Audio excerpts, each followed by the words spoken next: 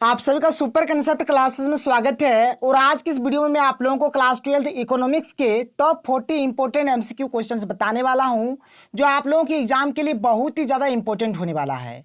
तो आप लोग वीडियो पर कंप्लीट बने रहिएगा। अगर आपको वीडियो पसंद आता है तो वीडियो को लाइक कर दीजिएगा और जितना हो सके इस वीडियो को अधिक से अधिक शेयर करें ताकि हर एक तक ये वीडियो पहुँच जाए। और अगर आप लोग हमारे चैनल पर नए हैं तो चैनल को सब्सक्राइब करने के साथ साथ बेल के आइकन को प्रेस कर लीजिए। तो देखिए यहाँ पर हमारे पास जो सबसे पहला जो क्वेश्चन है, क्वेश्चन नंबर 1 क्या है कि आदर्शक अर्थशास्त्र यानी कि नॉर्मेटिव इकोनॉमिक्स के संबंध में क्या सत्य है। देखिए हमारा जो इकोनॉमिक्स है, एक होता है नॉर्मेटिव इकोनॉमिक्स यानी कि आदर्शक अर्थशास्त्र और एक होता है पॉजिटिव इकोनॉमिक्स यानी कि सकारात्मक अर्थशास्त्र। तो देखिए जो हमारा पॉजिटिव इकोनॉमिक्स होता है उसमें हम लोग बात करते हैं कि अर्थशास्त्र क्या है, अर्थशास्त्र कैसे है, मतलब पॉजिटिव अर्थशास्त्र में हम लोग क्या और कैसे का डिस्कस करते हैं। और जो हमारा नॉर्मेटिव इकोनॉमिक्स होता है इसमें हम लोग बात करते हैं कि अर्थशास्त्र कैसा होना चाहिए, यानी यहां पर हम लोग क्या करते हैं, परामर्श के ऊपर डिस्कस करते हैं, मतलब परामर्श के ऊपर हम लोग यहां पर फोकस करते हैं। तो यहां पर ये जो क्वेश्चन दिया गया है देख लीजिए, यहां पर साफ साफ दिया गया है कि नॉर्मेटिव इकोनॉमिक्स यानी कि आदर्शक अर्थशास्त्र के बारे में बातचीत हो रहा है, मतलब यहां पर परामर्श का बात होगा, इसलिए इसका सही आंसर हो जाएगा ये जो परामर्श दिया गया है ये वाला, ठीक है, यानी कि ऑप्शन नंबर डी बिल्कुल सही आंसर हो जाएगा। और देखिए आपको किस टॉपिक का, किस सब्जेक्ट का आपको वीडियो चाहिए आप लोग नीचे कमेंट सेक्शन पे कमेंट कर दीजिएगा। हर एक चीज आप लोगों को मिलेगा, ऑब्जेक्टिव सब्जेक्टिव हर एक चीज मिलेगा।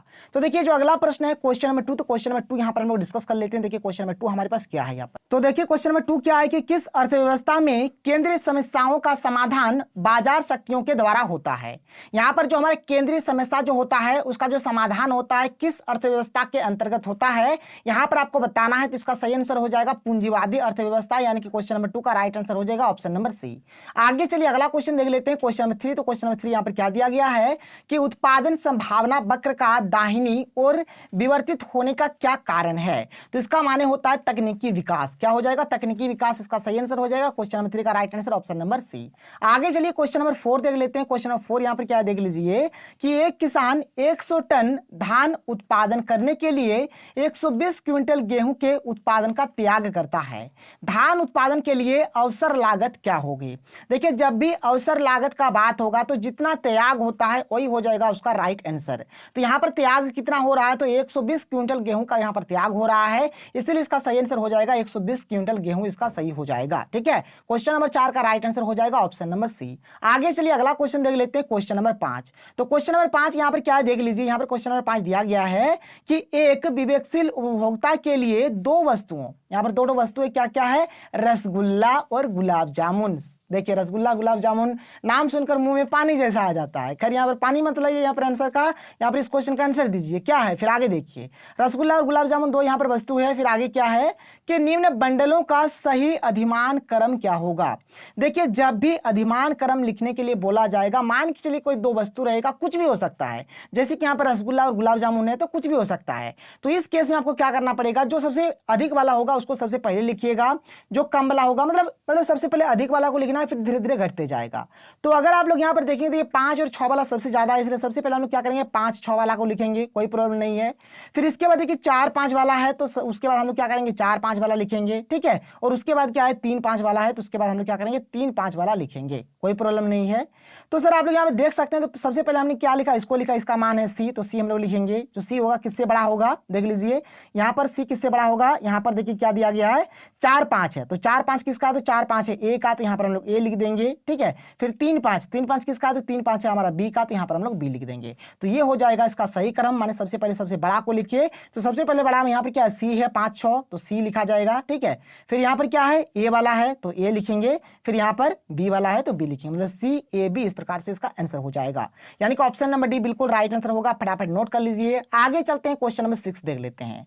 क्वेश्चन नंबर 6 यहाँ पर देखिए, क्वेश्चन नंबर 6 हमारे पास क्या है कि निम्नलिखित में से किसका अध्ययन समष्टि अर्थशास्त्र के अंतर्गत किया जाता है। जो समष्टि अर्थशास्त्र होता है, समष्टि अर्थशास्त्र में हम लोग किस चीज का अध्ययन करते हैं आपको बताना है यहाँ पर।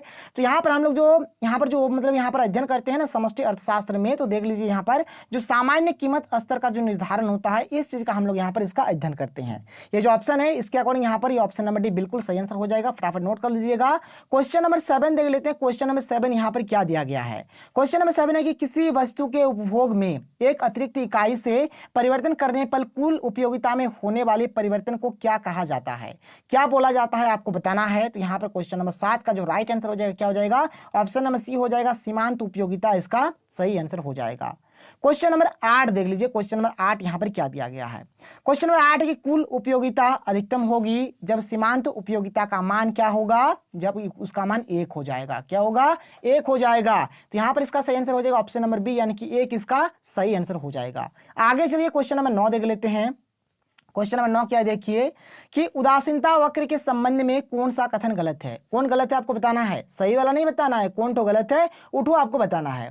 तो यहाँ पर जो गलत हो जाएगा क्या हो जाएगा, यहाँ पर ये जो ऑप्शन नंबर डी है ये गलत है, बाद बाकी तीनों का तीनों हमारा सही है। वन ऑप्शन ए भी सही है, बी भी सही है और सी भी सही है, लेकिन ये जो ऑप्शन नंबर डी है ये गलत है और हमें गलत वाला ही बताना है। तो ये हो जाएगा इसका सही आंसर, यानी कि 2 उदासीनता वक्र एक दूसरे को प्रतिच्छेद करते हैं, ये हो जाएगा गलत बात। ठीक है, आगे चलिए क्वेश्चन नंबर 10 देख लेते हैं। क्वेश्चन नंबर 10 बहुत ही अच्छा प्रश्न है और ये आपका जो मैंने आपको पहले एक वीडियो बताया था उसमें भी ये जो ये था ये क्वेश्चन दिया हुआ था उसमें भी। ठीक है, देखिए क्वेश्चन नंबर 10 यहाँ पर क्या दिया गया है कि यदि किसी वस्तु की कीमत में 4% की वृद्धि होने से उसकी मांग मात्रा में 8% की कमी होती है तो मांग की कीमत लोच का मान क्या होगा। देखिए बात को समझिए, बात यहाँ पर बहुत ही सिंपल है। मैंने आपको बताया था जब भी मांग का जो लोच होता है उसको निकालने के लिए हम लोग क्या करेंगे, मांग मात्रा में जो परिवर्तन होगा, तो मांग मात्रा में यहाँ पर कितना परिवर्तन हो रहा है, तो 8%। देखिए मांग मात्रा में जो परिवर्तन होगा कितना, 8%। 8% को क्या करेंगे, ऊपर में लिखेंगे। ठीक है, और कीमत में जो परिवर्तन होगा उसको नीचे में लिखेंगे। तो कीमत में परिवर्तन हुआ है 4%, तो 4% को नीचे लिखेंगे, प्रतिशत प्रतिशत कट जाएगा, 4 के 4 और 4 दूनी 8 बचेगा, यानी कि 2 आएगा इसका राइट आंसर। कोई प्रॉब्लम नहीं है, तो 10 का राइट आंसर हो जाएगा ऑप्शन नंबर बी, यानी कि 10 इसका सही आंसर हो जाएगा। क्वेश्चन नंबर 11 यहाँ पर क्या है, देख लीजिए। क्वेश्चन नंबर 11 है हमारे पास कि एक बजट रेखा अपनी दाहिनी ओर क्या है, विवर्तित होगी जब, कब होगी, तो जब उपभोक्ता की आय में वृद्धि होगी। क्वेश्चन नंबर 11 का राइट आंसर हो जाएगा ऑप्शन नंबर डी। आगे चलिए अगला प्रश्न देख लेते हैं, क्वेश्चन नंबर 12। देखिए सर बहुत ही अच्छा प्रश्न है और ये जो प्रश्न है इसको मैंने आपको समझाया था। देखिए अब मांग की लोच वाला जो प्रश्न है बहुत ही सिंपल है। देखिए आप लोग और एक बार समझिए बात को, बहुत ही सिंपल है। देखिए जिससे कि इस प्रकार से हमारे एक मतलब मान के चले ग्राफ है और ये हमारे ए बी लाइन हो गया और ए बी का ये जो बीच वाला होगा ना, बीच वाला, ये जो बीच वाला हो जाएगा। ठीक है, बीच वाला जो यहाँ पर होता है, बीच वाला में ई का मान होता है 1, बीच वाला में क्या होता है, ई का मान 1 होता है। अब जैसे जैसे हम लोग ऊपर की ओर चलेंगे, जैसे जैसे ऊपर की ओर चलेंगे और यहाँ पर ये जो हो जाएगा, यहाँ पर इस जगह पे क्या हो जाता है, हमारा ई का मान यहाँ पर इन्फिनिटी हो जाता है, अनंत हो जाता है। और जैसे जैसे हम लोग नीचे आएंगे यहाँ पर इस जगह पे हमारे क्या होता है, ई का मान 0 हो जाता है। ई का मान क्या हो जाता है, 0 हो जाता है। अब देखिए यहाँ पर इसका जो बीच होगा, ठीक है, माने यहाँ से लेकर यहाँ तक का, ये यहाँ से लेकर यहाँ तक, इसका मैं बात कर रहा हूँ केवल। ठीक है, इसका जो बीच होगा माने ये वाला। ठीक है, इस जगह पे क्या होता है, ई का जो मान होता है वह 1 से कम होता है। इस जगह पे क्या होता है, ई का मान 1 से कम होता है। और यहाँ पर देखिए इस लाइन में, देखिए अब इस लाइन में ठीक है, इस लाइन में ये जो बीच वाला होगा नहीं, ये जो बीच वाला होगा यहाँ पर क्या होता है, ई का मान 1 से ज्यादा होता है। और ये क्वेश्चन आएगा 100%, आप लोग लिख के ले लीजिए। तो सर यहाँ पर जी हमारा कहाँ पर है, इस जगह पर है, मतलब जी हमारा यहाँ पर है। तो यहाँ पर होने से क्या होता है, ई का मान यानी कि मांग की लोच यहाँ पर क्या होगी, 1 से कम होगी। क्या होगी, 1 से कम। देख लीजिए साफ साफ कहाँ पर है, 1 से कम, तो हो जाएगा 1 से कम हमारा आंसर। ठीक है, क्वेश्चन नंबर 12 का राइट आंसर क्या हो जाएगा, ऑप्शन नंबर सी हो जाएगा, यानी कि 1 से कम इसका सही आंसर हो जाएगा। क्वेश्चन नंबर 13 देख लेते हैं। क्वेश्चन नंबर 13 हमें क्या दिया गया है। क्वेश्चन नंबर 13 देखिए कि उदासीनता वक्र विश्लेषण से एक उपभोक्ता संतुलन की शर्त क्या है। तो यहाँ पर इसका राइट आंसर हो जाएगा ऑप्शन नंबर ए भी हो जाएगा, बी भी हो जाएगा, सी भी हो जाएगा, इसलिए इसका राइट आंसर एक्चुअल में हो जाएगा ऑप्शन नंबर डी। इनमें से सभी इसका सही आंसर हो जाएगा। फटाफट नोट डाउन कर लीजिए। चलिए आगे चलते हैं, क्वेश्चन नंबर 14 देख लेते हैं। क्वेश्चन नंबर 14 हमें क्या दिया गया है कि यदि उपभोक्ता की आय में वृद्धि से वस्तु एक्स की मांग कम हो जाती है तो वस्तु एक्स होगी, क्या होगी, तो वह घटिया वस्तु होगी। क्या होगी सर, घटिया वस्तु होगी। ठीक है, मतलब बात एक्चुअल में क्या रहे, देखिए यहाँ पर आय में वृद्धि हो रहा है लेकिन वस्तु जो रहेगा उसका मांग में कमी। अब मांग में कमी तभी आएगा जब वो घटिया वस्तु होगा, इसलिए तो मांग में कमी हो रहा है, इसलिए घटिया वस्तु इसका राइट आंसर हो रहा है। क्वेश्चन नंबर 15 क्या है, देख लीजिए यहाँ पर कि निम्नलिखित में से 2 वस्तुओं का कौन सा संयोग पूरक वस्तु का एक संयोग है। पूरक वस्तु यहां पर हो जाएगा चाय और चीनी, ऑप्शन नंबर डी बिल्कुल राइट आंसर है। चलिए आगे चलते हैं, अगला प्रश्न देख लेते हैं क्वेश्चन नंबर 16 का। क्वेश्चन नंबर 16 दिया गया है कि किसी वस्तु की उत्पादन मात्रा और उत्पत्ति के साधनों के बीच भौतिक संबंध को कहा जाता है। क्या बोला जाता है, तो इसको बोला जाता है उत्पादन फलन, ऑप्शन नंबर डी बिल्कुल राइट आंसर हो जाएगा। उत्पादन फलन इसका सही आंसर होगा। आगे चलिए क्वेश्चन नंबर 17 देख लीजिए। क्वेश्चन नंबर 17 क्या दिया गया है कि औसत उत्पाद और सीमांत उत्पाद दोनों बराबर होते हैं जब, कब बराबर होते हैं आपको बताना है यहाँ पर। तो ये बराबर कब होंगे सर, इस बात का आप लोग ध्यान रखिएगा, जब क्या होगा औसत उत्पाद क्या होगा अधिकतम होता है। जब औसत उत्पाद अधिकतम होता है तब ये दोनों क्या होंगे आपस में बराबर होंगे। तो क्वेश्चन नंबर 17 का राइट आंसर हो जाएगा ऑप्शन नंबर डी। आगे चलिए क्वेश्चन नंबर 18 देख लेते हैं। क्वेश्चन नंबर 18 देखिए हमारे पास क्या है। तो क्वेश्चन नंबर 18 में बोल रहा है कि यदि कुल लागत टीसी है यानी कि टोटल कॉस्ट हो जाएगा टीसी, और यहाँ पे क्या है कि उत्पादन की मात्रा क्यू है, तो सीमांत लागत का सूत्र होगा। तो इसका जो सूत्र होता है क्या होता है, delta TC upon delta Q, इसका सही आंसर हो जाएगा। यानी कि ऑप्शन नंबर बी बिल्कुल राइट और करेक्ट आंसर है, फटाफट नोट करिएगा। आगे चलते हैं, क्वेश्चन नंबर 19 देख लेते हैं। क्वेश्चन नंबर 19 क्या दिया गया है कि पैमाने का प्रतिफल का संबंध किस काल से है। तो इसका जो संबंध है किससे है, तो दीर्घ काल से है। ऑप्शन नंबर सी बिल्कुल राइट आंसर हो जाएगा। क्वेश्चन नंबर 20 देख लेते हैं, क्या है किस काल में उत्पादन के साधनों को स्थिर और परिवर्तित साधनों में विभक्त किया जाता है। तो इसका जो राइट आंसर हो जाएगा ऑप्शन नंबर सी हो जाएगा, अल्पकाल इसका सही आंसर होगा, अल्पकाल सही आंसर होगा। क्वेश्चन नंबर 21 देख लेते हैं। क्वेश्चन नंबर 21 क्या है कि परिवर्तनशील अनुपातों के नियम के अनुसार एक विवेकशील उत्पादक उत्पादन के लिए स्तर पर उत्पादन करता है, मतलब किस स्तर पर उत्पादन करता है आपको बताना है। तो ये दूसरे स्तर पर ये उत्पादन करता है, इसलिए इसका राइट आंसर हो जाएगा ऑप्शन नंबर बी, यानी कि 2 इसका राइट आंसर हो जाएगा।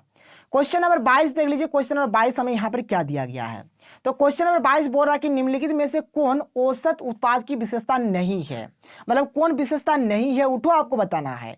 तो कौन वाला विशेषता नहीं होगा, सही ऑप्शन नंबर डी जो है ये आपका विशेषता नहीं है कि औसत उत्पाद का मान शून्य अथवा ऋणात्मक भी हो सकता है, ये नहीं होगा। बाद बाकी ये भी होगा, ये भी होगा, ये भी होगा। इसलिए क्वेश्चन नंबर 22 का जो राइट आंसर हो जाएगा ऑप्शन नंबर डी बिल्कुल सही आंसर हो जाएगा।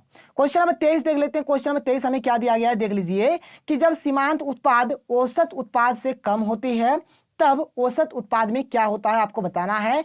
तो उस टाइम क्या होता है, कमी होती है। क्या होती है, कमी होती है। 23 का राइट आंसर हो जाएगा ऑप्शन नंबर डी।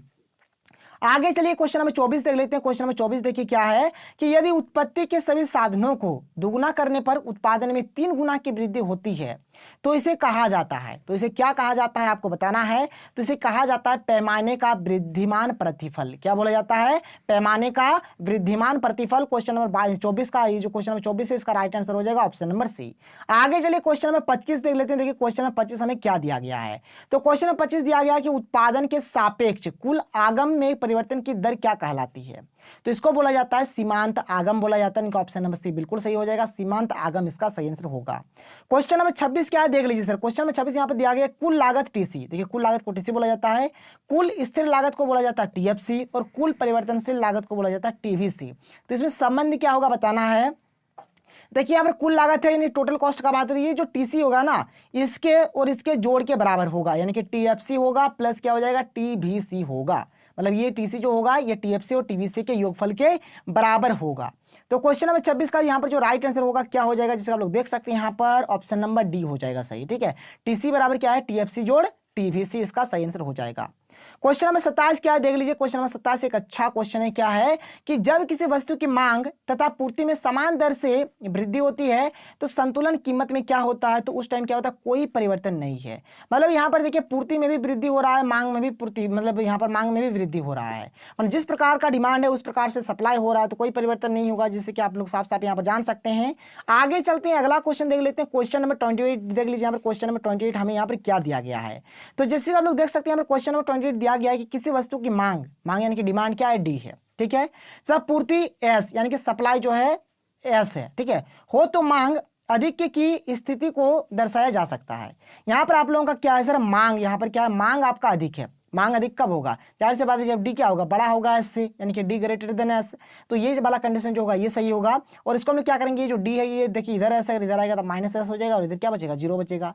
तो इस तरह का 2 ऑप्शन दिया है। ऑप्शन नंबर ए भी है वैसा ही, और ऑप्शन नंबर बी भी वैसा ही है। देख लीजिए आप लोग साफ साफ दिया है, यानी डी बड़ा है एस से। एक बात ये हो गया, इसको लिख सकते हैं कि डी माइनस एस क्या हो जाएगा, ग्रेटर देन जीरो हो जाएगा। ऑप्शन नंबर ए भी सही, ऑप्शन नंबर बी भी सही, इसलिए इसका एक्चुअल में राइट आंसर हो जाएगा ऑप्शन नंबर डी, यानी कि ए और बी दोनों इसका सही आंसर हो जाएगा।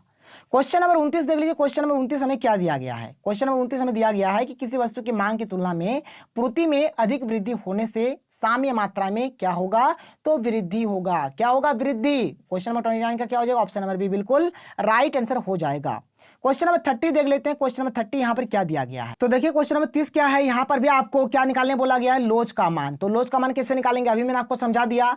देखिए हमारा जो मतलब वस्तु का कीमत में जो परिवर्तन होता है उसको हम लोग नीचे लिखते हैं। तो यहाँ पर वस्तु की कीमत में परिवर्तन कितना 5% है, इसको हम लोग नीचे लिखेंगे 5%, और ये जो है ये 4% ऊपर में लिखेंगे, 4% ऊपर में लिख दिया।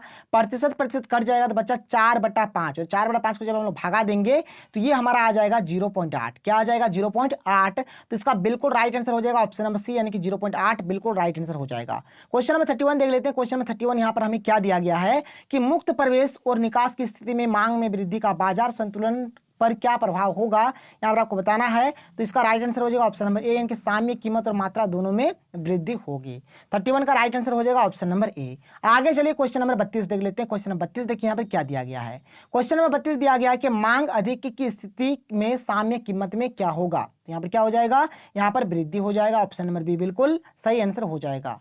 क्वेश्चन नंबर 33 क्या है देख लीजिए। क्वेश्चन नंबर 33 हमें दिया गया है कि एक पूर्ण प्रतियोगी फॉर्म के लिए आपातकालीन पूर्ति वक्र होता है। क्या होता है आपको बताना है। तो ये जो होगा क्या होगा, न्यूनतम एबीसी से ऊपर एसएमसी का बढ़ता भाग। क्वेश्चन नंबर ये जो 33 है इसका राइट आंसर हो जाएगा ऑप्शन नंबर ए। ठीक है, 33 का क्या होगा, ऑप्शन नंबर ए बिल्कुल सही हो जाएगा। क्वेश्चन नंबर 34 यहाँ पर क्या दिया गया देख लीजिए कि प्रतियोगी फॉर्म के लिए एआर और एमआर में क्या संबंध होता है। तो एआर और एमआर में जो संबंध होता है दोनों इक्वल होता है, यानी ऑप्शन नंबर सी बिल्कुल राइट हो जाएगा। एआर बराबर क्या हो जाएगा, एमआर हो जाएगा। क्वेश्चन नंबर 35 क्या है देख लीजिए। क्वेश्चन नंबर 35 हमें दिया गया है क्या है कि समरूप वस्तुओं की उपलब्धता किस प्रकार की बाजार संरचना की विशेषता है। तो यहां पर इसका जो सही आंसर हो जाएगा क्या हो जाएगा, यहां पर पूर्ण प्रतियोगिता इसका सही आंसर हो जाएगा। ऑप्शन नंबर सी बिल्कुल सही आंसर हो जाएगा।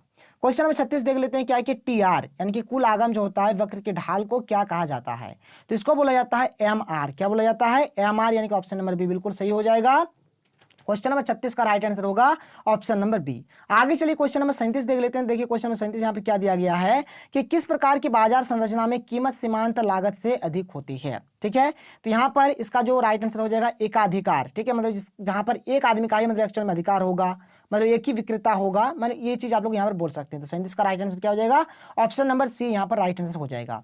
क्वेश्चन नंबर 38 यहाँ पर क्या है देख लीजिए कि जब सीमांत आगम का मान 0 होती है तब वस्तु की मांग की कीमत लोच का मान कितना होता है आपको बताना है। तभी इसका मान एक्चुअल में हो जाता है हमारा 1 हो जाता है। क्या हो जाता है, 1। एक्चुअल में उस कंडीशन में जो हमारा होता है ना, यहाँ पर वस्तु रहता है और यहाँ पर ई का मान कितना होता है, 1 होता है। ठीक है, आगे चलिए क्वेश्चन नंबर 39 देख लीजिए। क्वेश्चन नंबर 39 यहाँ पर क्या दिया गया है कि एकाधिकार के अंतर्गत एआर वक्र और एमआर वक्र में क्या संबंध होता है। एकाधिकार का बात हो रहा है तो इस केस में क्या होता है, जो एआर होता है वह एमआर से बड़ा हो जाता है, यानी कि एआर ग्रेटर देन एमआर, यानी कि ऑप्शन नंबर सी बिल्कुल राइट आंसर हो जाएगा। 39 का राइट आंसर क्या हो जाएगा, ऑप्शन नंबर सी। आगे चलिए क्वेश्चन नंबर 40 देख लीजिए। क्वेश्चन नंबर 40 बहुत ही सिंपल सा क्वेश्चन है, देख लीजिए क्या है। यहाँ पर हमें बताना है कि एक एकाधिकारी के लिए उत्पादन के विभिन्न स्तर पर एमआर और एमसी दिया गया है। ये एमआर है, एमसी है। तालिका में दर्शाया गया संतुलन की अवस्था में वह वस्तु की कितनी इकाई का उत्पादन करेगा। देखिए यहाँ पर उत्पादन निकालना है संतुलन की अवस्था में। संतुलन माने होता है कि जब हमारा संतुलन का अवस्था माने होगा कि जब एमआर और एमसी बराबर होगा। देखिए यहाँ पर तो बराबर है ही नहीं, यहाँ पर भी बराबर है ही नहीं, यहाँ पर भी बराबर है ही नहीं, यहाँ पर भी बराबर है ही नहीं, यहाँ पर भी बराबर है ही नहीं, लेकिन यहाँ पर बराबर है। ठीक है, देखिए यहाँ पर भी 4 है, यहाँ पर भी 4 है। तो इसका उत्पादन निकालना है, तो इसका उत्पादन कितना है, इसका उत्पादन 6 है, इसलिए इसका राइट आंसर क्या हो जाएगा, 6 हो जाएगा, यानी कि ऑप्शन नंबर सी बिल्कुल राइट आंसर हो जाएगा। तो यहाँ पर मैंने आपको 40 इंपॉर्टेंट एमसीक्यू क्वेश्चंस बताया। अगर आपको वीडियो पसंद आया तो वीडियो को लाइक कर दीजिए। तो मिलते हैं अगले वीडियो में। थैंक यू, जय हिंद।